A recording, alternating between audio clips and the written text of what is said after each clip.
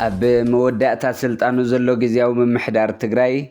نبادي سبب بمخاد مس أبي أحمد ترخي وعمتها وتصبصاب فصاص مسرح كم زقربه يقلز أبو منبر ودبح واحد دكتور دبرتسيان قبر ميكيل بمخنيات زخرع علم لخيج أفتاف رواندا نا بريزيدنت تهاجر بول كاغامي دبداب بس حفام إرتراني هاجر نتحقاو سنة ديبلاني بلا ويزورو أرقاش عدانم أبو منغو شوفاتو عفار زنبرك لولاو نابزل على بركة ساقاقير اللوم قدامي مينستر باكستان شهباز شريف ان بريزيدنت امريكا دونالد ترامب ان ايران ذهبوا ناي غزا قدب بخلت سومن كدنا غوزتن مكياد اخول غزاك واب حاتيتم بوغن ايران كبر قدامي مينستر باكستان شريفن كبر فيلد مارشال منير ابزو باز كايد زلو كينات دون نزغبر كومو زي حلل تعرب باسم اسلاماوي ريبابليك ايران مسغناين ادناقتين كغلصلكم فتو تبل بريزيدنت دونالد ترامب بقدوم قبل على إيران زكاية دبداب نخلت سومن تطو قبل تسمع معلقو نتنتانا زحزنايو سلام أب كل كرنعت على متر كبو تخطاتل تمربنا زينات تزعلة برست زينا فليمنا نابزر زرم كنسقراكم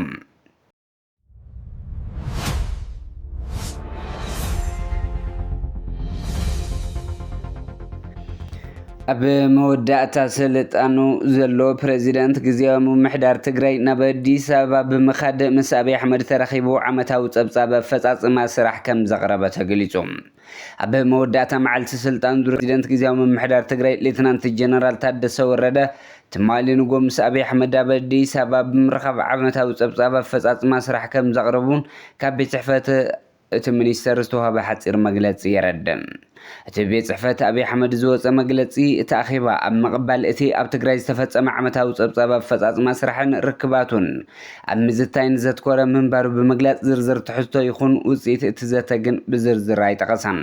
እቲ ናይ ትማሊ ኣኺባ ሌተናንት ጀነራል ታደሰ ነጌታቸው ረዳ ተኪዮ ኣብ ትግራይ ግዝያዊ ምምሕዳር ኮይኑ ክመርሕ ب8 ميازيا 2025 ኣብ ዝተመዘዘሉ ልክዕ ድሕሪ ሓደ ዓመት ተኻይዱ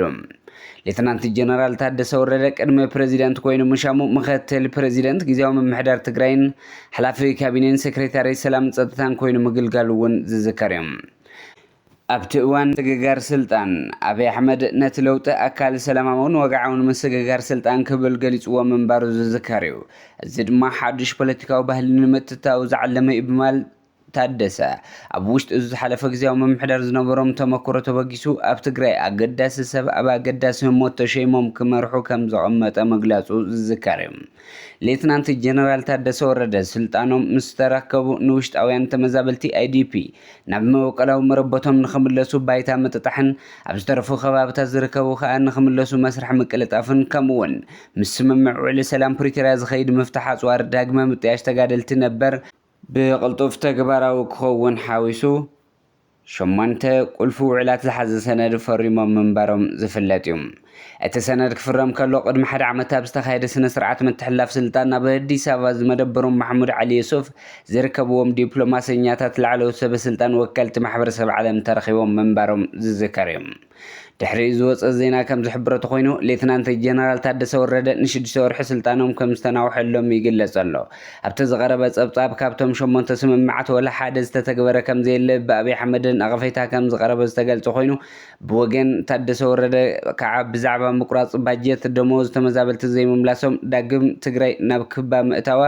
ላዕላውነት ግዛት ትግራይ ዘይ መምላስን حساب كم زغرو ምንጭታት ገሊጾም ኣለዉ ኣብቲ ኣጋጣሚ እቲ ናይ ቅድመ ግዝያዊ ምምሕዳር ፕሬዚደንት ኣባል ህወሓት ነበር ዝኾኑ ኣቶ ጌታቸው ረዳ ኣብቲ ኣኼባ ምርካቦም ኣዘራራብ ዛዕባ ኮይነሎም ኣቶ ጌታቸው ረዳ ብትርን ህወሓት ዝነቅፉ ስምረት ዝበሃል ፖለቲካዊ ፓርቲ መስሪቶም ይንቀሳቐሱ ከም ዘለውን ዘፈለጥ እዩ ኣቦ መንበር ውድብ ህወሓት ዶክተር ደብረጽዮን ገብረ ሚካኤል بمخنيات زخري عالم لخ ጫፍ رواندا نا بريزيدنت تهاجر بول كاغامي دبداب حزن ليخم رواندا كما قوصاصرا اوروبا بشحن 1994 استفصم جينوسايد انت ذكر كم تግራይ ድማ ኣብ ልዕሊ 1 ሚሊዮን ንጹሃት ዜጋታት ዝተፈጸመ ጂኖሳይድ ንህልውና ንውሕስናን ዝተኸፍለ ዋጋን ክብሪ ግዳይ ምዃኑ ንዝክር ኢሎም ኣብ رواندا ዝበፅሐ ጫፍ ብምኽንያት ድኽመት ማሕበረሰብ ዓለም ከም ዝኾነ ረድዮም مرحنة رواندا أب هنصت حدنة عرقن سلام موحاس هاجر زرعتو أبنتاو تمكرون أدال نوني لهم رواندا أب هنصت أساتفاي هاجر مسفح فتحن محبر سبع على مرأيا كم زخونت أبزل أخو دبدا بغليصم رواندا استفصم الجينوسايد أب تذكر اللوان أبلع الحزب تግራይ ድማ ዝቀፀለ ጀኖሳይድ ይፍጸም ከም ዘሎ ፕሬዚደንት ፖል ካጋሜ ነዝገበን ክኾኑን ኣብ ጎኒ ህዝቢ ትግራይ ክኾኑን ይጽውዕ ኢሎም ንሕና ከም ህዝቢ ትግራይ ኣብ ሩዋንዳ ንዝተፈጸመ ገበን ጀኖሳይድ ጥራሕ ዘይኮነ ኣብ መላእ ዓለም ማሕበረሰብ ንዝፍጸም ጀኖሳይድ ንኹንን ኢሎም ዶክተር ደብረጽዮን ገብረ ሚካኤል እዞም ጀኖሳይድ ዝተፈጸሞም ህዝብታት ድማ ንሰላም ፍትሕን ህልውናን ኢድኒ ተታሒዞም ክሰርሑን ክኾኑን ይግባኢሎም ኣብ ዝጸሓፍዎ ደብዳቤ ዶክተር ደብረጽዮን ገብረ ሚካኤል ዝጻውዒ ትኹረት ክረክብን ክሰርሑሉን ከም ዝግባእ ንፕሬዚደንት ፖል ካጋሜ ኣተሓሳሲቦም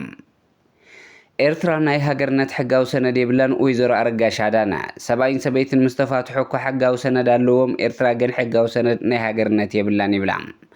ሕቶ ባሕሪ ብድኹም ኣገባቢና ሒዝናዮ ሓሳባትና ምስ ንዘለኣለማዊ ረብሓ ከየተኣሳሰርናዮ ምምርማር ዝጎደለና መንባሩ እዩ ኢለን ብ1993 ግዝ ኣብ ሕወሓት ዝነበረ ጸገም ቀንዲ ምንጭ ጉዳይ ኤርትራ እዩ ይብላ ኣብ ኩናት ኢትዮ ኤርትራ ሻዕብያ ተወቂዑን ረኺቡን ይብተን እዩ ነይሩ ኣብ መንጎ ግን ሰራዊትና ክምለስ ተገይሩ እዚ ከዓ ሓደ ካብ ምንጭ ፍልልያትና ነበረ ይብላ ሻዕብያ ከም ዝደልዩ ናብ ዝተፈላለዩ ከባቢታት ኢትዮጵያ እናኣተው ዝደልዩ ሃብቲ ብዘይገደብ ይወስዱ ጸልእዎ ሰብ ከዓ ይቐትሉ ነይሮም ይብላ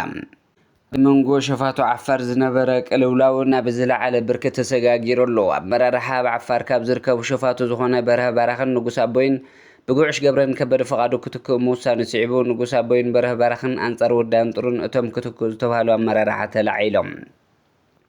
ድሕሪዚ እንወዳን ጥሩን ንጉስ ኣቦይ ሰራዊት የላዓሉ ይውድብ ስለ ዘሎ ምስ መራሕቲ ትግራይ እውን ርከብ ኣለዎ ዝብል ጠረጠራ ሒዞም ናይ ባዕሎም እምናት ሰለልተ ገይሮም ይከታተልዎ ኣለዉ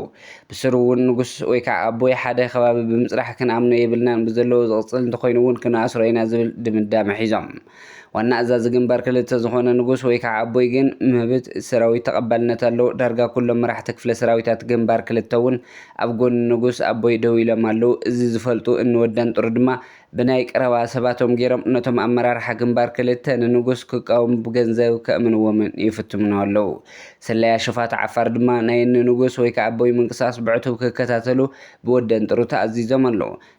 ነበረኸ ባራኽ ድማ ኣብ ኣዲስ ኣበባ ከእምንዎ እኳ እንተፈተኑ ክሳብ ሕዚ ኣይተሳካዕሎምን ከምኡውን ክፍለ ሰራዊት ኣዛዚ ጥላሁን ይግዛው ረዳይ ናብ ትግራይ ከይኣቱ ስለ ዝሰጉ ንሱ ናብ ዕላማ ሰላያ ወዳን ጥሩ ኣትዩ ኣሎ ዋና ኣዛዚ ግንባር ክልተ ንጉስ ወይ ከዓ ኣቦይ ኣብ ዕላማ ሰላያ ወዳን ጥሩ ምእታው ፈሊጡ ብሕቡእ ናይ ባዕሉ ሰላያ ጣይሹ ይንቀሳቐስ ከም ዘሎ ዝረኸብናይ ሓበሬታ የመላኽት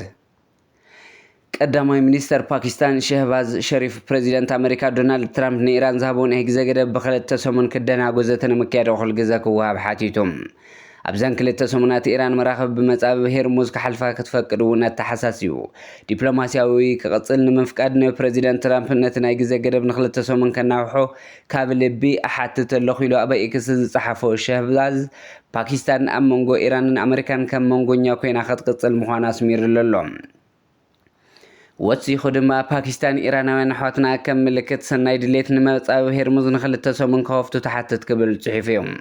ዲፕሎማስያዊ ኣብ ምዕርፍኡ በፂሑ ንነዊሕ እዋን ፀንሐ ሰላም ንምርግጋእ ነቲ ዞባ ክሓውስ ኩሎም ኣብቲ ኩናት ዝሳተፉ ወገናት ንክልተ ሰሙናት ኣብ ኩሎም ቦታታት ተኹሲ ደው ምባል ክኸብሩ ንላቦ ክብል ሸህባዝ ጽሒፉ ኣሎ ወጋዓዊ መግለጺ ኢራን ክቡራት ኣሕዋት ክቡራት ቀዳማይ ሚኒስተር ፓኪስታን ሸሪፍን ክቡር ፊልድ ማርሻል ሙኒራን ኣብዚ ዞባ ዝካየድ ዘሎ ኩናት ደው ንምባል ዝገበርኩሞ ዘይሕለል ፃዕሪ ብስም እስላማዊ ሪፐብሊክ ኢራን ምስጋናይን ኣድናቆተይን ክገልፀልኩም ፈቱ ትብል ቀዳማይ ሚኒስተር ሸሪፍ ኣብ ትዊተር ዘቕርቦ ሕውነታዊ ሕቶ ንምምላስ ከምኡውን ኣሜሪካ ብ15 ነጥብታት ዝሓዘ እማም መሰረት ምግባር ዘተ ንክካየድ ዘቕርበቶ ሕቶን ፕሬዚደንት ሕቡራት መንግስታት ኣሜሪካ ብዛዕባ ሓፈሻዊ ቅርፂ ናይ 10 ነጥብታት ዝሓዘ እማም ኢራን ከም መሰረት ዘቕረቦ መቐባል ዝሃቦ መግለፅን ኣብ ግምት ብምእታው ብስም ላዕለዋይ ቤት ምክሪ ሃገራዊ ድሕንነት ኢራን ዘምስዑ እውጅ ኣለኹ ኢላ ኣብ ልዕሊ ኢራን ዝፍፀም መጥቃዕቲ ደው እንተኢሉ እቶም ሓያላት ሓይልታትና ናይ ምክልኻል ስርሒታቶም ከቋርፁ እዮም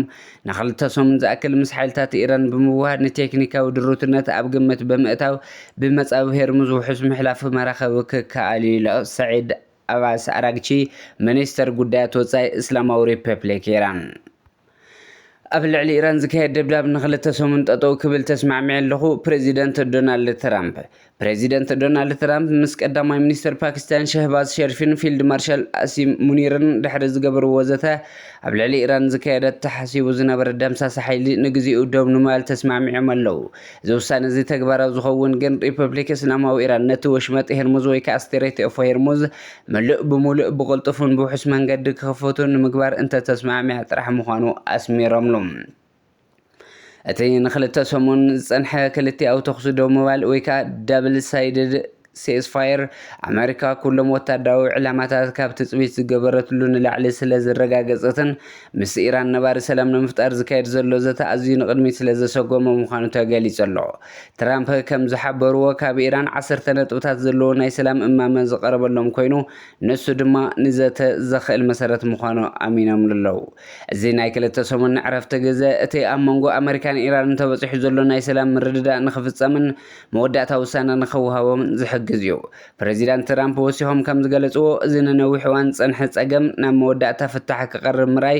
ንዓቶም ከም ፕሬዚደንት ኣሜሪካ ከዓ ከም ወካል ሃገራት ማእኸላይ ምብራቕ ዓብዪ ክብሪ እዩ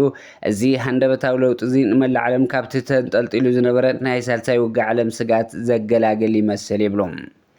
እምበር ክቡራት ተኸታተልቲ መደብና ዜናታት እዚ ዕለት ኣብዚ ከንቢትና ሰሰናይ ንዓኹም ሰላም ንዓኸ ትግራይ